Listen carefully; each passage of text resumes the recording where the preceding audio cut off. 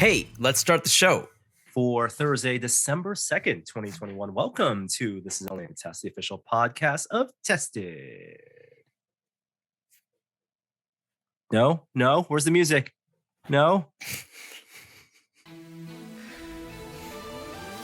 .com.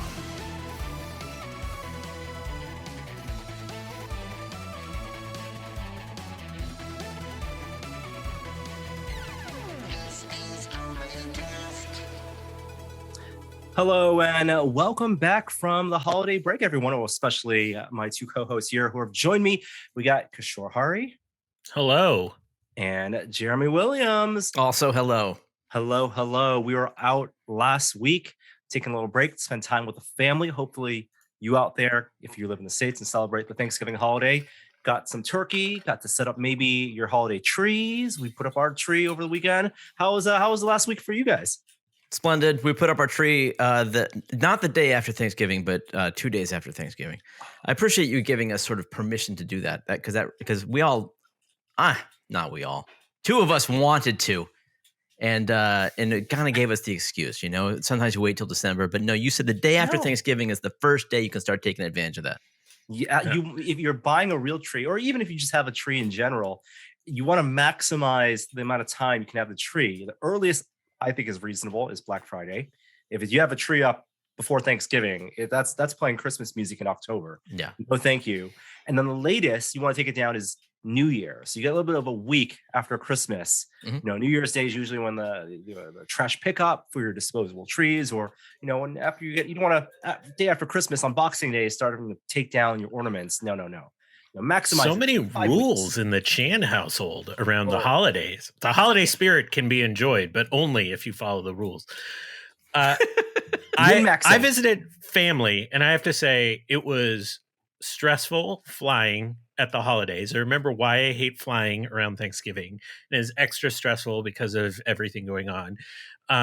But it was really enjoyable spending like quality time with like nephews and nieces and parents and all that other stuff that we haven't been all together for a couple of years. So that was awesome. I will say though, I broke a promise and I ended up going Black Friday shopping. I got out there. I did some damage to my my pocketbook. No, I didn't go out into the world. Are you kidding me? But I did some shopping. The most important purchase I made was a PS5. I hope my son isn't listening to this because otherwise Christmas is spoiled. But which was an adventure to get, by the way. Shout out to that like restock Twitter account. I think Jeremy, you use them too. Oh yeah, well there's several of them, and I used 2 or 3 of them in order to procure mine. Yeah, you need to. Yeah, it is the Wild West out there when it comes to like PS5s. But the other purchase I made, which is really was interestingly informed by all your VR talk that I sometimes listen to, is I bought a new robot vacuum. And so when you're going through like the different robot vacuums that are out there, there's ones that use LiDAR and ones that use SLAM. And I was like, oh, I know what they're talking about because I vaguely listened to the VR minute. And so it really helped me. I could like hear Jeremy talking in my background. He's like, yeah, but here are some of the limits of SLAM. Can you really do that with SLAM? And I was thinking about that when I was thinking about a vacuum robot moving around a chair. And I was like, he's right. So I went with the LiDAR based one that had lasers on the front for obstacle avoidance. And it is amazing. Oh, you've opened this already. This is not. Not for holidays. Yeah. And technically, Kishore, SLAM is all encompassing. The 2 technologies you might be referring to are LiDAR and computer vision, CV. If you want to think of like the Waymo cars using the spinning LiDAR, and then also on the Tesla side, the computer vision. Simultaneous location and mapping is just a broad umbrella for creating a visualization of the environment as it's kind of going through. But I understood. Colloquially, I know what you're talking about. Norm is jealous you heard my voice and not his. He's trying to make up for it. Are you happy with it? So far, it needs to be put through its paces, but I'm just really impressed with how accurate the LiDAR mapping is in the app, because like one of the things that is always a limitation with these different vacuums isn't how accurate the LiDAR is, but how accurate their app can actually reconstruct those LiDAR maps and create the kind of sensitivity around you saying like, this is where you go, this is where you don't go. And I found it to be in the one I got, which is called the Robo Rock.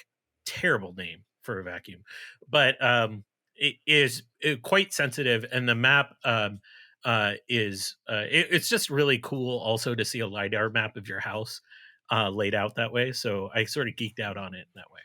So the visualization in the app is neat. They want transparency that way, at least, to show you what it can see as it's roaming around. Hey, if you're going to visualize data, that's some pretty cool visualizations. LiDAR. Why not? Yeah. I mean, the CV stuff is pretty cool as well. We had that that drone from Skydio, the Generation 2 one, and that's all CV, high refresh rate, global shutter, array of calibrated cameras. But the map it draws as it's flying through, and their visualization team can show it in a bunch of different ways, is very much like the Ridley Scott Prometheus, the laser drone that flies through the cavern. Like that's the sci-fi interpretation, but it's essentially doing that, many times a second as it's moving through a space, creating that real-time map. They even did something like that in the new Bond movie as well. Hey, is that good? That's too long of a pause. I think I got my answer. It's worth watching. If you have you have an OLED screen, you have HDR. Does that really affect your if it's a good movie or not? Okay. You can enjoy the sound mixing is fantastic. You have Atmos. There you go. You have Atmos actually running. Actually, your sound bar says Dolby Atmos when the movie starts. Mm-hmm. Yeah. Yep. Then worth it for that experience. Okay. Yeah. PSA too. If you're getting a new soundbar or a new TV. Hooking up your TV and soundbar used to be a complicated thing. I had to explain it to a friend recently, but make sure you're connecting them through the eARC port on your TV and soundbar. So, we're past the age of receivers unless you have like a turntable or something, or you have like other inputs, and your TV can act as your hub for HDMI cables, or your soundbar can act as your hub. My fingers here represent the HDMI cables, usually the 4 of them. But eARC is the standard, is a protocol that allows both upstream and downstream. So video can go from soundbar to TV, or sound can go the other direction, whichever way you want to configure it. And it means that the remote, your Apple remote, for example, controls both the volume as well as the menu interface. So it's not always HDMI 1. Sometimes it's HDMI 2. Also EARC. It is really enjoyable when you Google all the problems people have with their eARC systems, because it's like the power management device to device is so inconsistent depending on the model that you have, of TV. It's gotten a lot better, but those forums are quite the hoot. If you're just looking for like a Friday night, I want to see what technology pain looks like. Yeah. Well, speaking of, I was asked about you going out into the world on Black Friday, because the reports were shopping was maybe down a little bit online, but more people did go out into the world because more stores were opening up. But Friday was also kind of a little bit of a scary day, as we saw some news out in the world, which is why we're bringing back a moment of science. I'm not going to play the music. We're going to roll right into it. But Kishore, the floor is yours, because I'm sure Jeremy and I and our respective families want to know what's the deal with Omicron. So I'm going to get to Omicron in a second. I wanted to go over some basics so that we're starting from the same page, and then we'll talk about Omicron in depth. And so what I'm going to do is talk about some of the basics, talk about kind of the road ahead, talk about Omicron, and then some recommendations, both personal and then at a individual and then at a societal level. So where we are now in the US, where we live, there's about 75,000 to 100,000 cases a day, which is still like a very high level of plateau. Many places are seeing a rise. Wisconsin, Michigan, New Mexico, Arizona in particular. There are big surges in Europe and positive cases. We see a lot in Germany, UK, especially in Eastern Europe. We are still seeing about 1,000 deaths a day in the US. We recently passed 800,000 dead. Generally speaking, the countries that have higher relative vaccination rates, especially in their elderly population, are seeing lower deaths per capita. However, more cases will lead to more deaths inevitably. So things are very challenging in lots of areas across the world.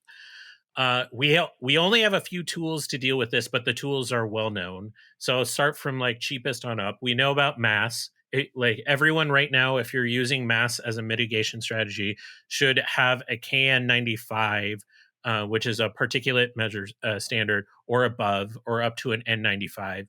People tend to focus on like the filter efficiency, but what ends up mattering the most is the fit on your face. Should be really tightly fitted against your face. And if you're just taking it on off to eat, you're pretty much ruining the effect of the mask anyways. Social distancing, which we all know way too much about, but with more known about SARS-CoV-2 spreading through the air, there is no like safe distance. What distancing does is it helps you avoid super spreader events if you can keep some distance. And outside is still pretty safe when it comes down to it. Vaccines, we all know about them. They tend to cost, like in the US, they tend to cost about the government about $3 a dose, even though they're free to individuals. So we've manufactured 8 billion doses across the world so far, which is about the population of the planet. But because how many doses need to be given to people, there's still many pockets of vaccine inequity across the world. The vaccines all pretty much work the same way. They target the spike protein and help your body manufacture antibodies for it. So when it sees a spike protein from the coronavirus, it can recognize it and mitigate an infection before it turns into severe disease. Number thrown around a lot is vaccine efficacy. There's two different versions of vaccine efficacy. One is against hospitalization and death. That's primarily what we're worried about. And then there's vaccine efficacy about transmission. So when you see vaccine efficacy, you should always ask against what? And so the number that I'm always going to talk about is around hospitalization and death, because that's our primary worry first and foremost.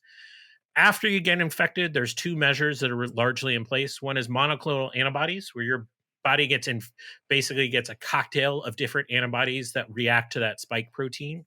That costs about $10,000 per treatment, so it's quite expensive, but it has been shown effective, but its effectiveness changes based off the strain that is dominant at the time, because you need different antibodies based off the strain that is dominant. And then finally, there's pills that have shown some initial positive response. The most famous one being Pfizer's pill. It's called ritonavir, or it'll go like by Palaxtivil, I think is its like consumer name. It inhibits viral replication in your body. It passed a clinical trial, and we're probably going to see administration early next year. So once you get infected, they can use this to reduce the need for hospitalization and death. In the clinical trial, it showed 89% reduction in hospitalization in a relatively small trial. Those are the tools we have. Now let's talk about Omicron. This is where it gets strange. So a couple weeks ago now, a group in a private lab in South Africa noticed, and this lab's called Lancet, noticed that some samples that they were doing the PCR test on weren't coming back with what they expected. The PCR test looks for stuff on the S gene, and it wasn't coming back with like the results they expected. They're like, what is going on? So they did a full genome sequence of a bunch of cases, and what they found is a set of mutations along the coronavirus spike protein that instantly rang up alarms, because it had specific mutations in spots that had been identified as concerning areas for mutations. So I'm going to share my screen now. But what I want to say is South Africa has amazing surveillance for variants compared to most countries. And so it is not a shock that they spotted this. This is actually their system sort of working. What we think is they spotted this a couple weeks ago, sequenced a bunch of samples from the Gauteng province, where like Johannesburg and a bunch of other cities are, and found a lot of this virus there. Now, we don't know if that's biased because of the sample they pulled and whatnot, but they found a lot, and it was out competing. They didn't find many deltas there. They're finding only this thing that is now called Omicron. And they raised the alarm to scientists. And scientists took this really seriously and is now officially a variant of concern. There's only been 5 of the SARS-CoV-2 variants that have been elevated to that status of variant of concern. So it's serious, but it's also early. So now I'm going to get kind of more technical, and I'm going to share my screen, but I'll also try to walk people through this if you're listening to the audio version. What we're looking at here is a map from NextStrain. NextStrain is this global site that everyone that sequences the genome of the virus can upload that sequence to show the lineage of the disease. What we're looking at here is a phylogeny of the actual virus. So this is the actual evolution of the virus. So on the left side of this kind of long branching tree that's on the screen is like this area that I'm sort of highlighting here. That was the first virus that came out of Wuhan. And then it came and it branched, and we saw different sort of variants develop. So here at the lower end, in this blue highlight, is the alpha variant. That was the first virus that we saw kind of like March, April, June, July of 2020. At the top of this tree is a Delta variant. And you can see the branch of Delta is huge because Delta has been so transmissible that it's just there's been more of that virus and more chances to replicate and mutate. So the Delta branch is quite big. There's this small red branch down at the bottom. It's actually close to the alpha branch. That is Omicron. So Omicron actually did not evolve from the Delta variant. It actually evolved from something that is more akin to the alpha variant of this virus. And so that's important to understand because we need to understand the origins of this to really get it at some questions about how transmissible is this going to be, how effective are the vaccines going to be. So there's 3 classes of antibodies that generally our body works on. And what I have on the screen is an image of the SARS-CoV-2 spike protein. This is the receptor binding domain is what it's called, where our antibodies lock on to the virus itself. There's 4 classes of antibodies that lock onto this receptor, and they're just kind of called class 1, 2, 3, and 4. I'm going to avoid like labeling like the G and M and like all the kind of really technical details. But basically, we have multiple antibody responses that attack this protein. Now, what's important is these all like fit together like puzzle pieces. So if there are mutations on the spike protein in the places that these classes of antibodies lock onto, it's concerning because that means we might have a lower efficacy if I have those antibodies in place right now. I might have a lower efficacy of fighting off the infection because now the antibody that's in my system won't be able to lock onto that protein in that place. And so the way this entire virus works, by the way, is the spike protein locks onto something called the ACE2 receptor on the edge of our cell and works as a puzzle piece. And this zoomed in picture I'm showing is how the virus locks into that ACE2 receptor. And there's sort of a zoom in of this picture that shows numerous sort of sites that it locks onto that ACE2 receptor. And so scientists early on were like, okay, we need to focus on these sites because this is how the virus gets into our cell. So if we see mutations at these sites, we have to be really, really careful at monitoring and testing this because those are the sites that are going to probably affect transmissibility, pathogenicity, like how deadly is the virus, and a number of other factors. So I'm going to stop sharing now, but basically what they found is a particular set of mutations on Omicron. There's actually a number of them where there's so many different amino acids changed. There's about 30 amino acids changed in the virus that leads to different proteins. So they found mutations that affect 3 different classes of antibodies. So not just one, which is what Delta tends to affect, but 3. And so when they saw that, they're like, uh-oh, this could be a problem, but we don't know what. And the one that has rung sort of the most bells at this point to me is called the, I want to get the number right. Hang on one second. It's the E484 mutation. And we, in the variant that was initially called the South African variant that came out in early 2020, it's now called the Beta variant. There was a mutation at E484K. And what they found is that actually led to some reduction in vaccine efficacy against what they think would be hospitalization and death. It takes real world samples. What happened in the meantime is that Delta actually outcompeted that virus. So that virus never sort of got a foothold at a large scale. They see a mutation in Omicron at E484A, which is just sort of the other side of that same site. And so they initially are like, well, based on data that we had with beta, this is potentially a cause for significant concern. And so that's why the whole alert went out, and it went out quickly.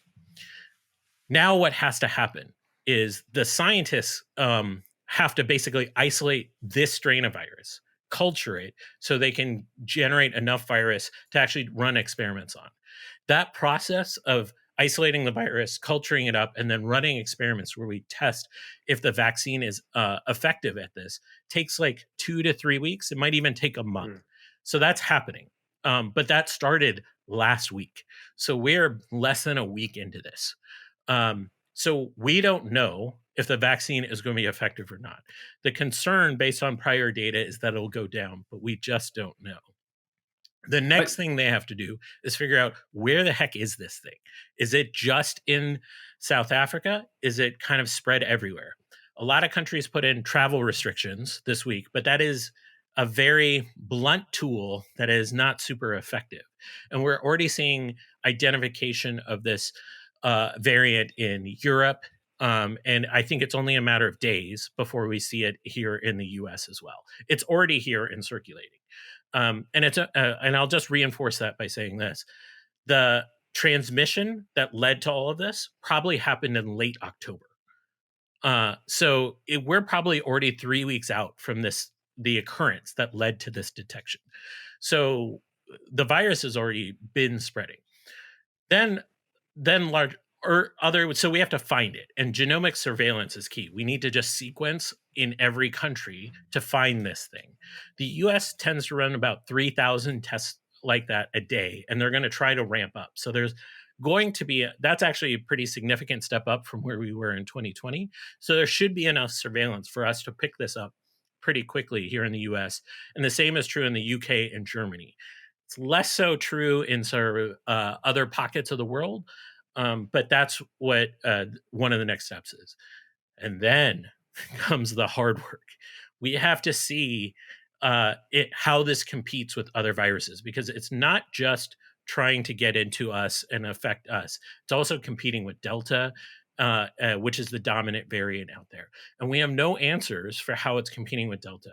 There's a really small sample in South Africa, primarily in young people, that showed, oh, we're only finding Omicron.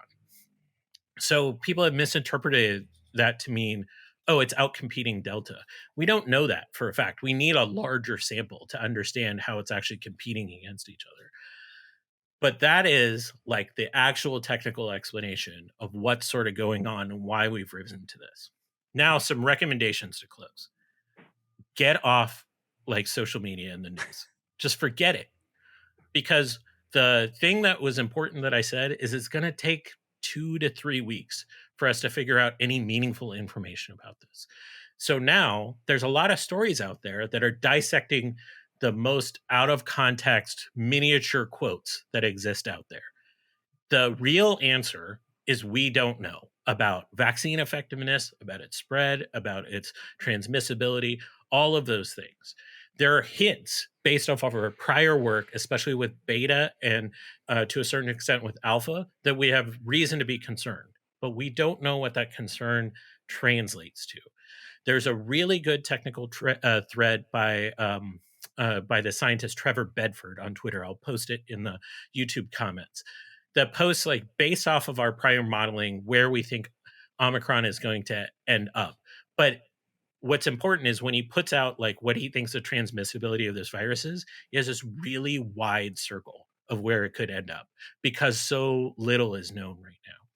So number one, shut off news sources because you're not going to learn anything for 2 to 3 weeks. 2, if you haven't already, get a booster dose. First of all, get vaccinated if you're able to. I know a lot of people have made up their mind about that. I totally respect where you've come down on that. But if you're fully vaccinated and you're 6 months out from your last dose, get a booster, because we're already seeing with Delta waning efficacy against hospitalization and death, especially in older adults.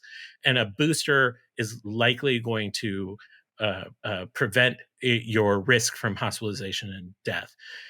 And there's some encouraging signs that the booster may help in this coming fight with Omicron. So do it. I'll leave that there. And the other thing is, rates of virus transmission are high now, and it's not just high in the US. They're high pretty much across the world. So now is when I start putting in tools like social distancing and mask wearing where I can. I know we can't go back to lockdowns that existed in 2020, but now is the time to start reintroducing some caution, especially if you lived with immunocompromised people. So those are my recommendations. Yeah, go ahead. I raised my hand for questions. The beta analogy, can you dive in that further? Because it sounds like that's based on the little that we know right now, and having to wait these couple of weeks before more of the sampling and the cultivation can happen. You gave out those numbers on the difference, the similarities, I guess, between the mutation on Omicron and beta. And the point of concern was that mutation in beta specifically correlated with decreased efficacy of vaccinations. Now, the good thing is that Delta was more transmissible, but less deadly. So Delta overtook beta. Is that a simplistic way, I guess, of describing that? Beta did not go as widespread as could have been feared. But when you talk about the decrease in efficacy of the vaccine for hospitalization and death in beta, was that a plummeting? Was that a no effectiveness? What just using beta as the example, what does that decrease in the efficacy look like? So two things. So first, yes, Delta is more transmissible, but not more pathogenic than some other variants. But an increase in transmissibility often has an increase in deaths greater than a more virulent pathogenic virus, just because more cases is going to lead to more deaths. So transmissibility is actually a big problem here. I don't want to understate that. Two, all of that work was done largely in labs where these things were happening. So the decrease in vaccine efficacy, they were looking at how the antibodies generated from the vaccines were able to target and bind to those sites. So it wasn't that they could point to we saw an increase in hospitalizations in real people. They said we saw a lower effectiveness of these antibodies actually binding to this receptor that's on this virus, which means a pretty good likelihood that the vaccines can be less effective at preventing that virus from getting into your cell. There's good inferences you can make from there, but those studies were largely done in labs. Got it. I know that some people are mixing and matching their boosters, meaning that they're getting a different brand booster than they got the vaccination. Are there any studies that that show that that's actually been helpful? Yeah, there's been a number of mix and match studies that have happened. The most benefit you'll get is the mix and match where you're going from having had the adenovirus vaccine, that would be like the AstraZeneca or the J&J, and then getting an mRNA. We see a biggest jump in efficacy there. We don't have really solid data that I've seen that shows going from Pfizer to Moderna as your booster makes a huge difference in sort of efficacy. That might exist out there, but I haven't really seen it. So I think my guess is that the benefits there are marginal. What they do show is that there isn't the reverse, where if you get a booster from a different company, like if you go from Pfizer to Moderna, you don't see a decrease in efficacy. So they encourage you just to get it, whatever whatever it may be. And so if you're like a anti-brand loyalty person, you don't want to just be stuck with that one brand, yeah, go for it. I think a lot of people try to overparse things, though. So they're like, well, Moderna had an extra bit of mRNA stuff and a slightly higher dosage of stuff in it. So I'm going to get that over Pfizer. And I think that's starting to dissect the data a little too fine for what it actually says. Yeah. All right. Where can people, if they want to follow you, you shouted at some don't names. Follow anyone right now. Don't bother you. Don't ping you on Twitter. No. Please, by all means, if you have questions, I am partially doing this because a number of tested listeners reached out and said it's time to talk about it. I want to be clear, though. I intentionally don't talk about COVID as much as I used to because the influx of information, especially at a time when we don't know, tends to lead people down paths that may not prove to be true. And so it's really, I think the most important thing you can do is actually watch your consumption of information over the next few weeks. Because likely, my guess is that there is going to be some learnings that come out of this that we're going to have to pay attention to. But we should listen at the right moment and not try to listen when there's a lot of noise out there. And trust me, I will be back on when the right moment is to say is. But I also will say what I've said multiple times: go local, pay attention to what's happening where you live, where you go out, where you operate, because that's the actual information that is actually useful to your life. Looking at things at a national and global scale tends probably not to help me in my sort of day-to-day life. Very pragmatic there. Sure. Thank you for. Oh, I'll end by saying one thing. And I think it's important just to say this. I'm concerned. I'm not panicked. There's reason to be concerned. I hope it's all going to be okay in a couple weeks, but there's enough indications based on evidence to be concerned. So I am not going to come out here and give you a false sense of optimism, but I am also going to tell you that patience is probably the most important virtue out there. Patience and vigilance. Do the things that keep yourself and your family healthy. Get those boosters, wear the mask, be practical.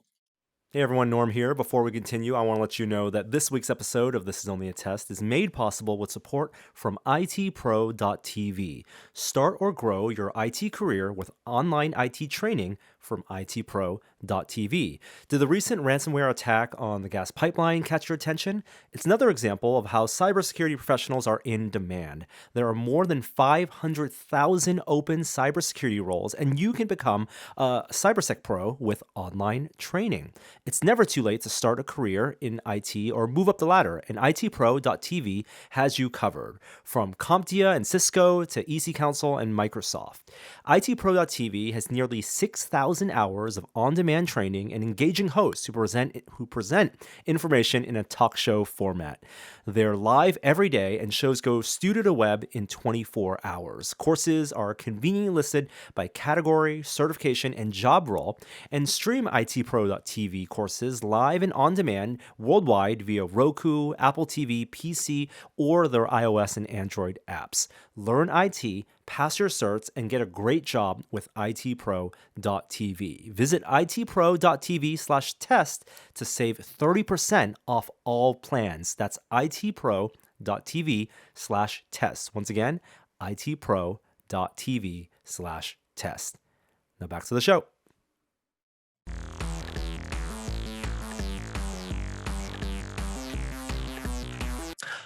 Now, I did make my way out into the world over the last 2 weeks because I did go to a theater to watch the Eternals. Eternals. I keep mixing that up. Marvel Studios Eternals. And I know not everyone who's listening to this has had a chance to see it. It will be on Disney Plus come, I believe, January 12th.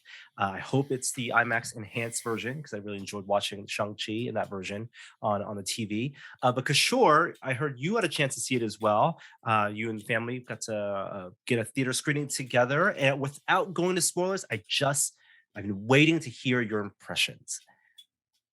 Yeah, that movie sucked. I appreciate what Chloe Zhao tried to do. There are these beautiful kind of cinematography elements of that movie. But the characters are highly underdeveloped. There's probably too many of them to develop them properly. The kind of villain of the story I was never invested in. it's the opposite of Killmonger, where you actually have some empathy for what the villain has gone through. You have none of that here. And at the end of the day, the conclusion of the story was also unsatisfying. I described the movie as a series of beautiful vistas and then intense close up on Gemma Chan's face, where you saw her just wrinkle her nose or show consternation, and that's the bulk of the movie. So yeah, I thought it sucked. There's elements that you can be positive about here and there. Yeah, that's it. Wow, I had heard it wasn't so hot, but that is a negative review, Kishore. I passed up an opportunity to see it with work for free, and in a theater, and which they rented, and I did not go. And now I feel very comfortable with that decision. Sorry to hear, Kishore. Well, maybe lowering this expectation. So lowering expectations maybe is a good thing, Jeremy, because that in the past has oftentimes helped, you appreciate the movie more, or at least temper the baggage of high expectations. No question. We often get with the Marvel films. So I will be curious once you get a chance to see it come January at home, what you think. But I completely agree with you, Kishore, about the ending. I thought the conclusion was not only unsatisfactory, but like wildly like out of nowhere. Like they open doors that they shouldn't have, maybe, instead of finding the closure. And I agree that it was rushed, that characters were underdeveloped because it needed the space. I mean, it's no spoiler to say this movie, as they are called, Eternals, spans over thousands of years. It seemed like it would have been a better fit for this to be a multi-episode, 4 to 6 episode miniseries on Disney Plus, rather than try to cram all of that in 2 hours. There's so many good movies out right now, and I'm frustrated because I'm still not ready to go to the theater. Like I want to see Encanto very badly. I want to see Licorice Pizza. I want to see the new Ghostbusters movie that everybody says is great. It is. I'm gonna wait. I'm gonna wait. You gotta wait, and a lot of these are coming out, January, February. That's the after the holiday break. There's Matrix, although Matrix will be day and date, I guess, HBO.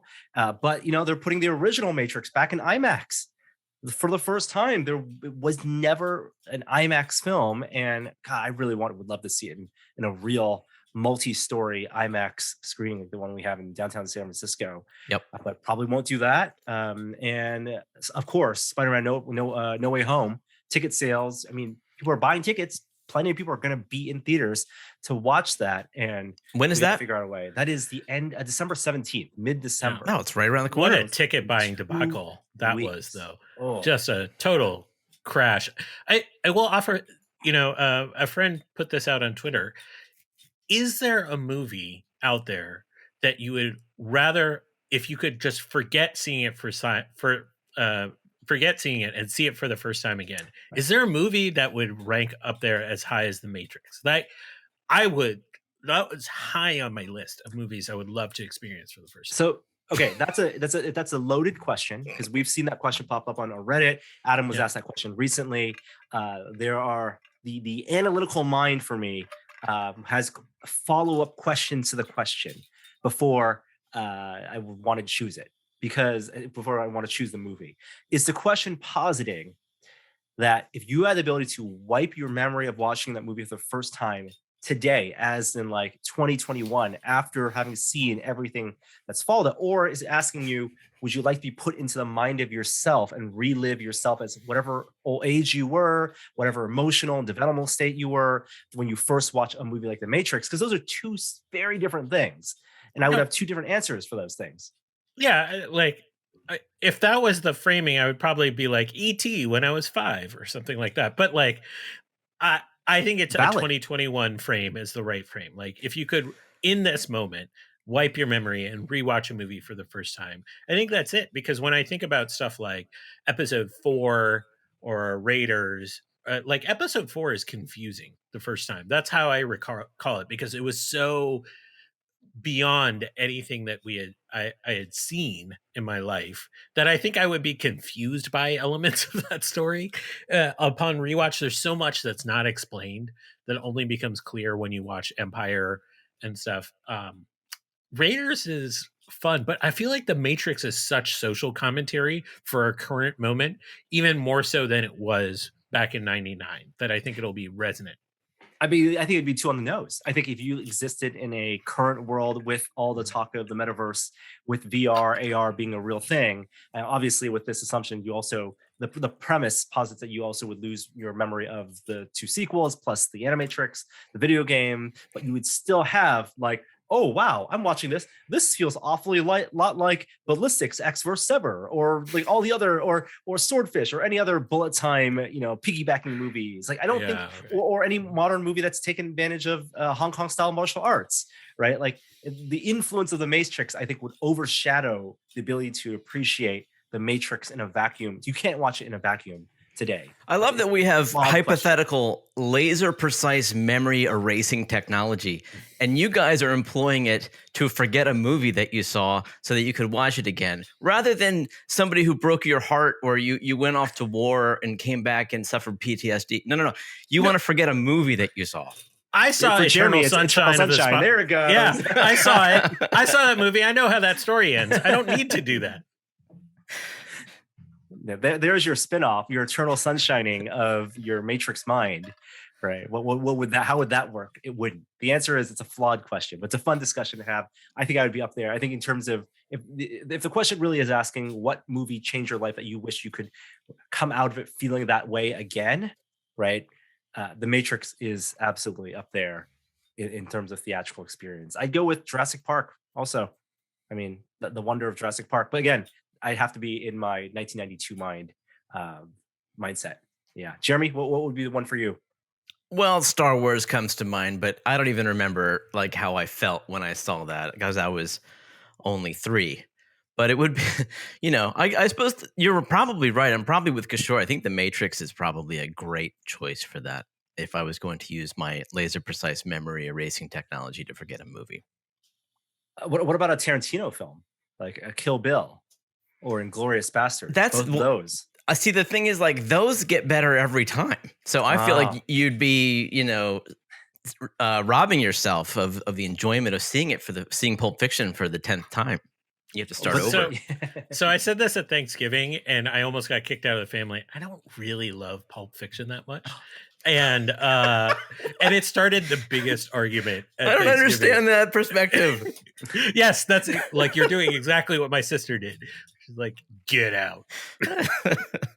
Well, you're right, Jeremy. There is a glut of fantastic movies in theaters, in full swing in Hollywood, that I wish we could see in theaters. But there's also great stuff streaming at home.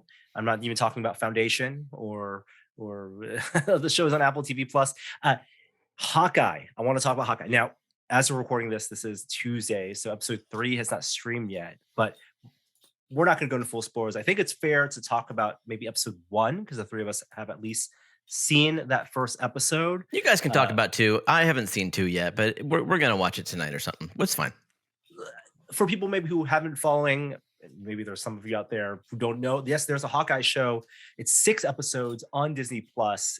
From the trailers, we anticipated it would be very Christmassy, and one of the big surprises for me is how Christmassy this feels. Really? There is a Home Alone, Lost in New York, a Christmas movie. The premise is that he must figure this stuff out, all the crime drama, all the superhero stuff, to get home for Christmas. Oh, that must be episode 2.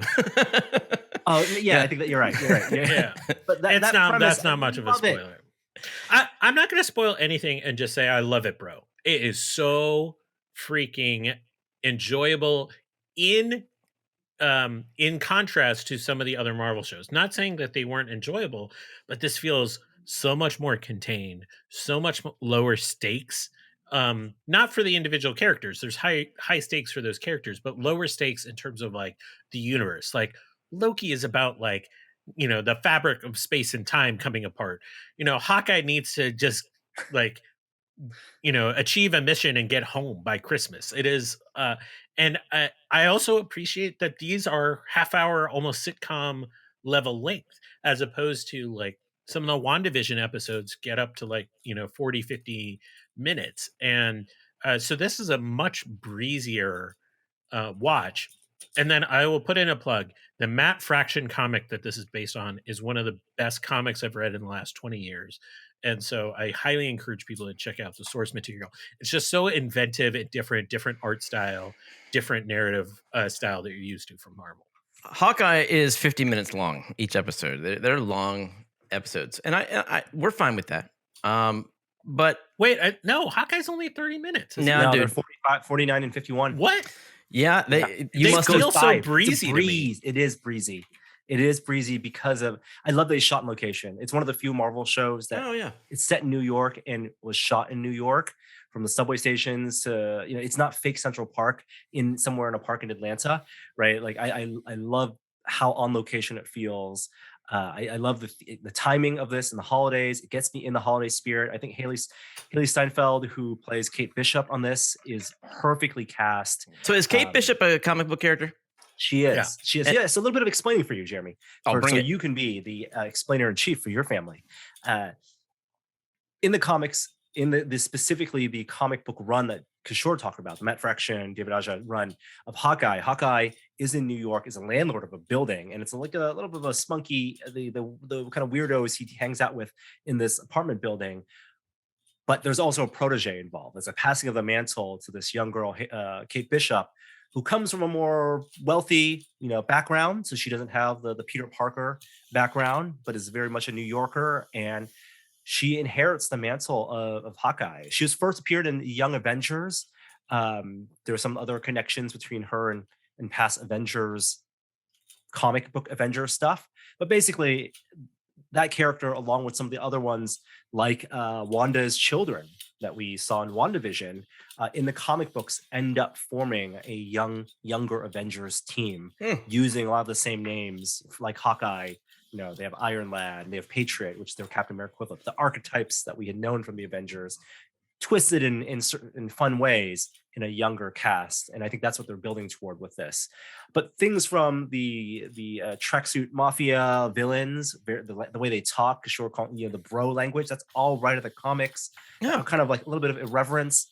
I think they're finally balancing that lighter tone of the comics with some of the heavier stuff that we saw in Endgame. So not a big spoiler to say that Ronin, the persona that Hawkeye had taken up in Endgame as he was fighting, mob bosses around the world and taking down, in his grief, right? That was a big thing. That baggage becomes a part of the storyline. And the way they tie that to a new character that's revealed at the end of episode 2, I think is pure genius. Maybe we should leave it at that, Kishore. Well, I don't know if you'd call this an origin story for Kate Bishop or not, but I'm enjoying seeing somebody who is new and unsure of themselves. Like all of the Marvel shows so far have been about these very powerful, experiences, high level, high thought, high concept ideas. This one is a little more down to earth, and I'm enjoying it. I had expected it to be more PG than PG-13, given the trailers. It looked really light. It looked really kind of like, I don't know, more like an Ant-Man. But this is it's pretty action packed, and I'm enjoying it so far. At least the first episode. Thumbs up. Yeah, I'll say the Rogers the musical payoff from the trailer, more than worth it. That was funny. Yeah. Oh, yeah. I think the writers talked about, there was a Twitter thread from one of the writers saying that originally they weren't even as ambitious. It was going to be like backstage in Rogers the musical. They wouldn't actually, and they kept on expanding it to him actually watching part of that show and decking out that theater. Don't know if it's the Richard Rogers Theater, but they have Hamilton, but it's they actually choreographed for something, a whole scene, the set dressing, and for a scene that lasts no more than 2 minutes. I was laughing, imagining some of those characters telling the actors telling their friends, "You'll never believe it. I am playing Thor in the new Disney Plus series, Hawkeye. I'm Iron Man." They had to at least sing and dance, know how to sing and dance and wear some wires. Exactly. I do think that as the Marvel Cinematic Universe expands, and so much of it is around New York and San Francisco, and you have these high cosmic stakes, right? We're talking about like in Eternals, cosmic beings that live for thousands of years, and like a situation where half the universe died and the blip came back. One of the things that Marvel Studios has to juggle is how do you have the tone of a show like Hawkeye live alongside the tone of a show like or movie like Eternals, and And do you have to have these cameos? You have to have callbacks. And I think Hawkeye does a really good job. There was a little bit of that in the graffiti of like Thanos was right, like in the bathroom. Like that little nod is all I need. I don't need someone like asking, where were you during the Thanos thing? And where were you during the Ant-Man thing? Like, or the Spider-Man thing? Like let them be self-contained, kind of the way it was 10 years ago when these movies first came out. How do you think it compares to the Netflix Marvel stuff? That was my last question, because I assume you guys had seen, Daredevil, Jessica Jones, and Luke Cage. A higher budget. Yeah, for sure. Kishore? Yeah, I mean, I think that's right. I was going to say the budget was the thing that stuck out to me too. I mean, that encompasses the actors, the cinematography, the sets, like it's everything. Yeah. And they definitely spend money on these series for Disney Plus for sure. It feels higher budget than Falcon and Winter Soldier too, which felt, even though they had different locations, like I felt the concluding episodes of that looked a little corny and like not entirely well staged, even though they were in New York. Like they were using the same backdrop. They weren't actually. That was Atlanta, New York. Atlanta, DC. Atlanta, that was Atlanta Maybe Atlanta that's production. And I think that was more ambitious, like globe-trotting show. They had to have, film in Budapest or wherever it was. And this being very much a New York story. Unrelated to that, people have been asking, why do, I saw an interesting forum thread about this in an AV forum. Why do movies look, especially the TV, like Netflix movies, they have a certain look that feels less cinematic? And is it because Netflix knows the people watching this show, their shows are even full-length movies, traditional, like their Red Notice, which they spent, hundreds of $1 million on. People are going to watch it on home TVs or on their phones. And so are the requirements in the cinematography that say you should do more close-ups, more TV style cinematography rather than a Denis Villeneuve Dune style cinematography, right? And I feel like in HBO Max, you watch Matrix, you watch Dune specifically, right? Those movies feel like they were made for the big screen first. We are just lucky to have the ability to watch them at home. I feel like the Netflix movies feel like they know that the audience is watching it at home, and so you get less of the bigger, all-encompassing scope of the shots. Interesting. Yeah, it's something that people have noticed, and I don't know. I'm saying it's something to maybe think about. And for this show, I think they do have nice big. It doesn't feel as TV, I guess, as and I'm not sure if it's a budget thing or the way they shot it, but there is a vibe to it. It doesn't feel as TV as the Netflix Marvel shows. One last thing I want to talk about as we jump into, I'll give some quick shout outs. There are 2 more teases to the Galactic Star Cruiser. I'm so glad that I don't have $5,000 to spend on 2 nights living on this Disney hotel, because from what I've seen so far, I'm not really convinced it's worth that $5,000 for the 2 nights. You don't say. Yeah. You can buy a laser tag at the store for $50 and get the same experience. You can do your own Jedi training at home, but they're doing things like they have like a cantina bar, singers perform, and the immersiveness I get. They got to pay for that stuff, but yeah, $5,000. And then Amazon announced that they're going to be doing a Mass Effect TV show. So hopefully, they'll have success with the Lord of the Rings show coming out next year. But that's a universe that I would love to see portrayed. I think the consensus is don't tell the Captain Shepard story, because people have played Shepard as both male, female, and have their own experiences with like that story. Tell a different story in that something else in the Citadel. I don't think it needs to be a Shepard story for you to have a good Mass Effect TV show. It'll be interesting to see how they solve the problem, as Marvel has had to solve with everything they do, of how do you satisfy both the super fans and the people who've don't know a thing about this. So that'll be interesting. Yeah, I think Netflix is a good model. The Witcher is a good model for that on Netflix, because they went to the books as their source material, and so the people who love the game, because it's RPG and you put a lot of yourself in that character as you play those RPGs, they just appreciate it as an adaptation of the story from the source material. Here, the game is the source material. Again, I don't know. It's a massive world for them to dip their toes into.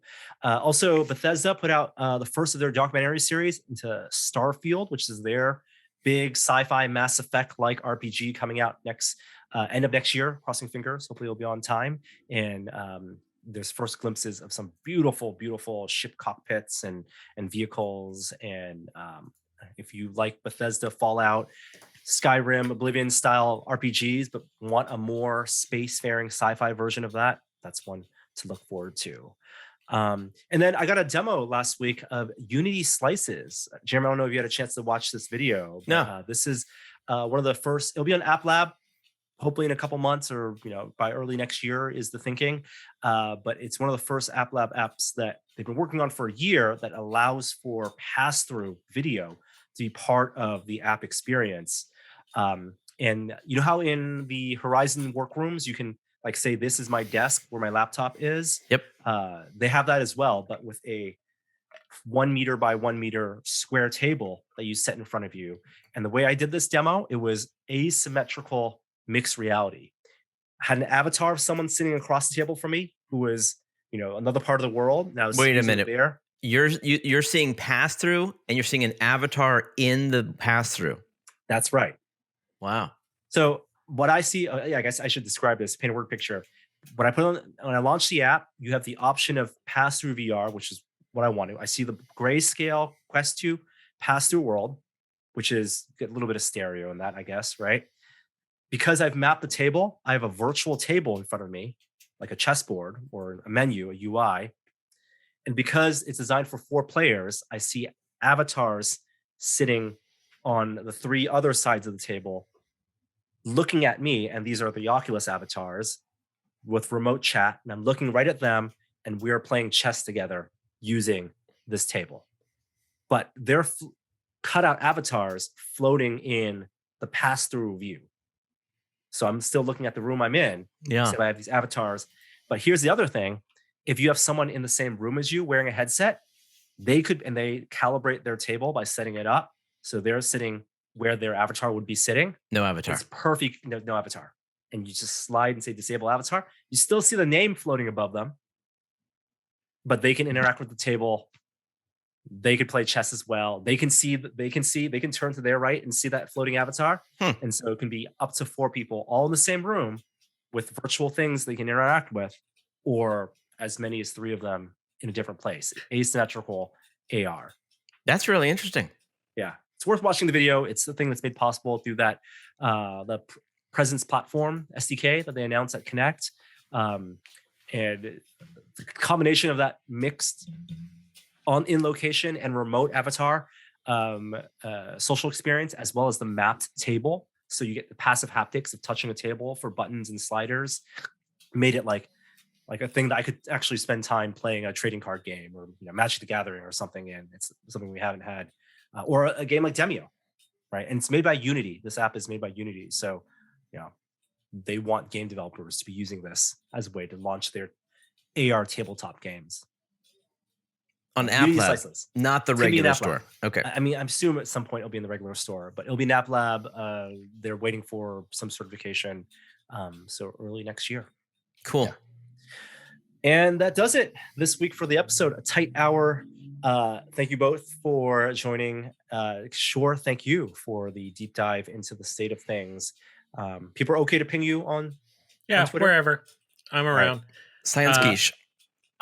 Science Quiche everywhere. I also want to shout out, I just started watching Cowboy Bebop. Really interesting. And Expanse is coming back next week. Oh my God. Too much good stuff on the TVs. It's a good time to stay inside, gentlemen. That's a nice way of putting it. And you know what? Let us know what's the movie you would want to have erased from your memory to rewatch it. I'm going to lay out the parameters and say, come out of that movie feeling the way you did when you first watched that movie, whatever that may mean for you. What's the movie that you'd want to rewatch so you could have that same feeling you had when you left the theater or you watched that movie for the first time at home? Just keep it as simple as that. Jeremy at Jareware? Yeah, but don't ask me about COVID. Just give that to Kishore. You can talk to me about pinball. All right. Thank you both. See everyone next time. Let me play a quick outro before we wrap up. Here goes. Here's one that's from episode 500. It's here. Tested.